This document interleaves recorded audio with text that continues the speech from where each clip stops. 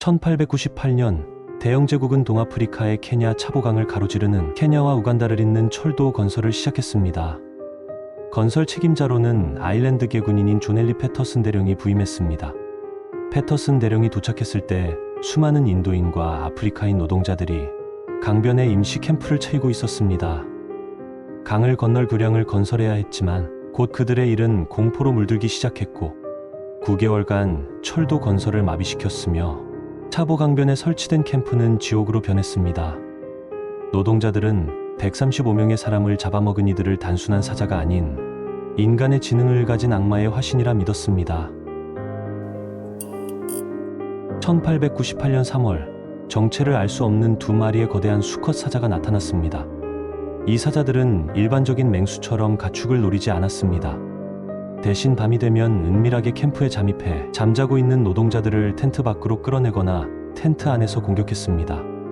이 사자들이 단순한 맹수가 아닌 악마의 화신으로 불리는 이유는 그들의 미스터리한 행동 때문입니다. 가장 비정상적인 행동 패턴은 두 마리가 팀을 이루어 사냥을 했다는 점입니다. 보통 수컷 사자는 단독 사냥을 선호하고 암컷이 무리를 지어 사냥하기 마련인데 일반적인 사자의 습성과 달랐습니다. 이 두 수컷은 마치 고도의 훈련을 받은 사냥꾼처럼 움직였습니다. 캠프 주변의 가시나무 울타리, 철조망, 심지어 노동자들이 잠을 청했던 나무 위까지 공격했습니다.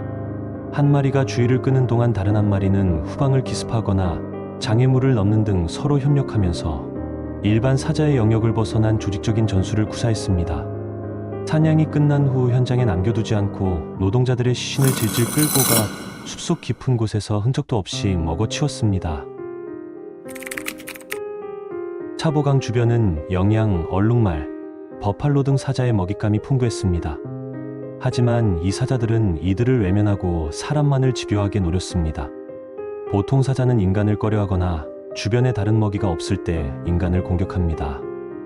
하지만 이 사자들은 9개월 동안 수많은 인간을 사냥하여 인간을 주요 식량원으로 삼은 것처럼 보였습니다.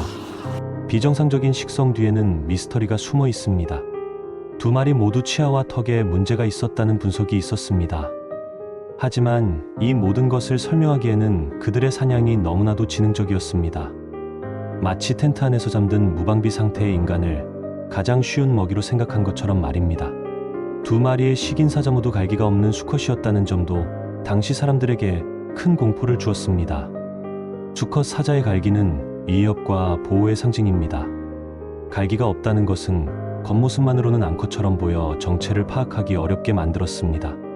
현지 주민들은 갈기 없는 수컷 사자를 저주받은 존재와 연관시키는 경우가 많아 이들을 더욱 비정상적인 존재로 인식하게 만들었습니다. 이처럼 차보의 식인 사자들은 일반적인 맹수 행동의 규칙을 벗어난 기이한 패턴으로 단순한 짐승이 아닌 악마의 화신이라는 끔찍한 미스터리를 남겼습니다. 철도 공사가 완전히 멈추고 노동자들이 공포에 질려 도망치자 공사 책임자였던 존 헨리 패터슨 대령은 상황을 해결하기 위해 사냥꾼이 될 수밖에 없었습니다. 그는 3주 안에 종지부를 찍겠다는 목표를 세우고 두 마리의 사자 사냥을 시작했습니다. 패터슨 대령은 사냥꾼들을 동원하고 수많은 덫과 함정을 설치했지만 모두 허사였습니다. 이 사자들은 인간의 지능적인 덫을 완벽히 비웃으며 피해 다녔습니다. 덫에 걸린 미끼를 잡아먹는 대신 근처에 숨어있는 노동자를 노리는 듯한 치밀함까지 보였습니다. 절망 끝에 패터슨 대령은 밤마다 홀로 매복에 나섰습니다. 그는 높은 나무 위나 사자들이 자주 드나드는 은폐된 장소에 숨어 밤새도록 기다려야 했습니다. 이 시간은 극도의 긴장과 공포 속에서 이어졌습니다. 밤마다 텐트에서 사람이 사라지자 노동자들의 공포는 극에 달했습니다. 사자들은 고스트와 다크니스라는 별명으로 불렸는데 이는 그들의 비정상적인 은밀함 때문이었습니다. 그들은 바람처럼 나타나 연기처럼 사라졌고 울타리도 불빛도 그들을 막지 못했다. 그들은 짐승이 아니라 악마에게 고용된 정찰령이었다. 가장 섬뜩한 증언은 침묵의 공격이었습니다. 잠들어 있는 노동자가 갑자기 사라져도 다른 노동자들은 거친 울음소리나 격렬한 싸움 소리를 거의 듣지 못했다고 합니다.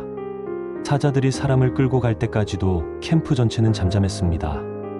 이는 사자들의 은밀한 침투 능력이 상상을 초월했거나 공포로 인한 모든 소리가 소음으로 덮여버린 것을 의미했습니다. 노동자들은 이 사자들이 맹수의 탈을 쓴 악마이거나 영혼이 깃든 존재라 믿으며 초자연적인 공포로 각인되었습니다. 끈질긴 추적 끝에 패터슨 대령은 마침내 한 마리의 사자를 사냥할 기회를 포착했습니다. 1898년 12월 9일 패터슨 대령은 매복 중 첫 번째 사자 고스트를 발견하고 총을 발사했습니다. 총알은 사자의 심장과 다리를 맞췄지만 사자는 쓰러지지 않고 부상을 입은 채 숲속으로 도망쳤습니다.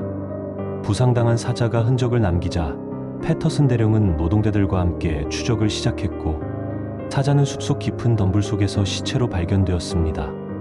평균적인 사자보다 50cm 이상 커서 8명의 노동자가 매달려 운반해야 했습니다. 이 거대한 사자의 죽음은 노동자들에게 희망을 안겨주었습니다. 고스트가 죽은 후에도 다크니스의 공격은 계속되었고 공포는 완전히 사라지지 않았습니다. 1898년 12월 29일 패터슨 대령은 강도 근처 사자의 흔적이 있는 장소에 매복했습니다. 그는 나무 위에 올라가 밤새도록 기다렸고 새벽 무렵 두 번째 사자 다크니스가 나타났습니다. 패터슨 대령은 총을 발사했고 사자는 부상을 입은 채 다시 달아났습니다. 다음날 12월 29일 아침 혈흔을 보고 추격에 나선 패터슨 대령은 역으로 다크니스에게 공격을 당하고 전력으로 도망치던 패터슨 대령은 조수가 던져준 총을 집어들고 가슴과 머리에 명중시키며 사살했습니다. 이 과정에서 패터슨 대령도 사자의 공격으로 옆구리, 다리, 왼팔에 큰 부상을 입었습니다. 드디어 다크니스까지 쓰러뜨리는 데 성공했습니다. 사살된 사자들은 일반적인 수컷 사자와 다르게 갈기가 없었으며 크기는 평균보다 훨씬 거대했습니다. 패터슨 대령은 자신의 경험을 담은 책에서 길이 9피트 8인치의 엄청난 크기였다고 기록했습니다. 고스트는 흰색의 갈기를, 다크니스는 검은색의 갈기를 가지고 있었던 점도 특이했습니다. 재미로 살인을 하고 일반적인 사자와는 달리 동굴에서 생활하며 전리품으로 인간의 시체를 쌓아놓는 등 악마로 불리기에 충분한 모습을 보였습니다. 두 마리의 식인 사자가 모두 사라지자 도망쳤던 노동자들이 현장으로 돌아왔고 9개월 동안 중단되었던 철도 공사가 재개될 수 있었습니다. 패터슨 대령의 공식 기록으로는 35명의 노동자가 희생되었지만 철도회사 내부 기록과 현장 노동자들의 증언을 종합하면 피해자는 135명 이상일 것이라는 추측도 존재합니다. 패터슨 대령은 사자 포획물을 가죽과 헤드로 분리한 다음 이들 전리품을 본국으로 가져갔고 패터슨 대령집 바닥 카페트로 사용하다가 1926년 사자의 가죽과 두개골을 $5,000에 판매하였고 미국 시카고 필드 자연사 박물관에서 전시 중입니다. 이 사건은 아프리카 역사상 가장 악명 높고 미스터리한 사건으로 기록되어 차보의 식인 사자라는 이름으로 영원히 유리벽 뒤에 갇혀 있습니다. 9개월 동안 케냐 차보 지역에 남긴 사건은 여전히 인류에게 질문을 던지고 있습니다.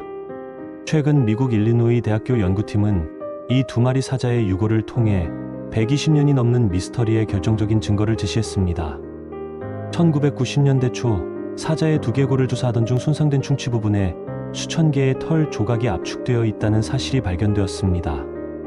오랜 세월 동안 이 털 조각은 사자들이 어떤 동물을 먹었는지 밝혀내지 못하는 난제였습니다. 하지만 DNA 추출 및 분석 기술이 발전하면서 미스터리의 문이 열렸습니다. 연구팀은 털에 남아있는 핵 DNA와 보존이 잘 되는 미토콘드리아 DNA를 집중 분석하는 데 성공했습니다. 그리고 밝혀진 진실은 충격적이었습니다. 사자의 이빨에 남아있던 털 조각에서는 기린, 얼룩말, 영양 등 여러 동물의 DNA와 함께 사람의 디옥시리보액산, 즉 인간의 DNA가 검출된 것입니다. 이 과학적인 데이터는 패터슨 대령의 기록을 120년 만에 분자생물학적 증거로 확증했습니다. 연구진은 데이터를 통해 사자들의 생태까지 추적했습니다. 치아가 손상된 두 사자가 무리에서 낙오되었고 사냥이 힘들어지자 상대적으로 쉽고 방어력이 없는 인간에게 눈을 돌렸다는 비극적인 가설에 힘이 실리게 되었습니다. 사자들이 인간을 사냥하기 전 공사 중 사망한 인부들을 묻어놓은 무덤이 동물에게 파헤쳐져 먹혔다는 기록이 패터슨 대령의 수기에도 남아있습니다.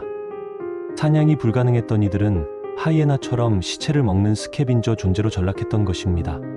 연구 결과 털 조각 속 영양의 DNA는 수십 킬로미터 이상 떨어진 곳에 서식하는 종으로 밝혀졌습니다.